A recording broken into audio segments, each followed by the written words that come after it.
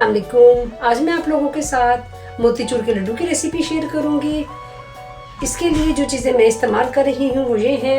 ये मेरे पास 1 कप चना दाल है जिसको मैंने अच्छे से धो के भिगो दिया था 2 घंटे पहले। 1 कप चीनी है और ये खरबूजे के बीज हैं, ये ऑप्शन है। और देखिए मोतीचूर के लड्डू बनाने के लिए बूंदी तैयार करते हैं, लेकिन मैं बूंदी के बगैर ही बनाऊंगी। इसके लिए सबसे पहले ये दाल को इसको मिक्सी में डाल के, मिक्सी जार में डाल के तो इसको बारीक से पेस्ट बना लेंगे। ये देखिए इस तरह का पेस्ट इसका पीस लिया हमने दाल का। थोड़ी सी जो भी आपके घर में चीजें होती है उससे बड़े अच्छे ये बूंदी के लड्डू बन जाते हैं। ये हम बगैर बूंदी बनाए ही इसके लड्डू बनाएंगे, बड़े मजेदार बनेंगे। देखिए ऑयल अच्छे से गर्म हो गया। अब इसमें इसके छोटे छोटे से पकोड़े बना के डालेंगे। इसमें इस दाल में हमने कुछ नहीं डालना, कोई नमक, कुछ सोडा नहीं डालना, बस इसको इस तरह ही फ्राई करेंगे। 1 कप चीनी है और आधा कप पानी है। इसकी हम चाशनी तैयार कर लेते हैं। इतनी देर में हमारी वो पकौड़ियाँ तली जा रही हैं।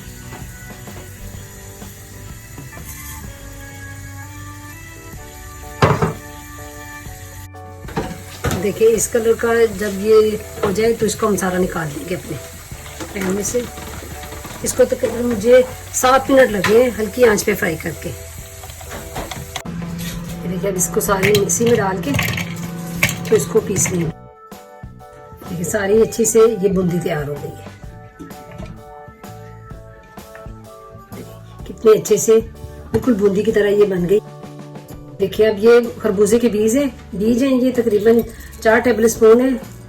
इसको डाल देंगे और ये जो चाशनी निकाली थी ये डाल देंगे। इसको मिक्स करके तो तकरीबन 5 मिनट के लिए इसको ऐसे छोड़ देंगे ताकि ये जो है ना बूंदी अच्छे से चाशनी को अब ऐसा बैटर हमारा बिल्कुल बन गया, लड्डू के लिए तैयार है। अब इसमें 1 चम्मच में देसी घी डाल दूंगी। ये थोड़ी शाइनिंग के लिए है, ज़रूरी नहीं है डालना, लेकिन डालने से लड्डू में अच्छी सी शाइनिंग आ जाएगी।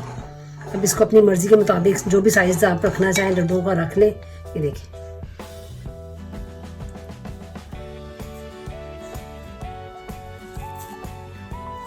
हल्के हाथों से इसको दबाएंगे।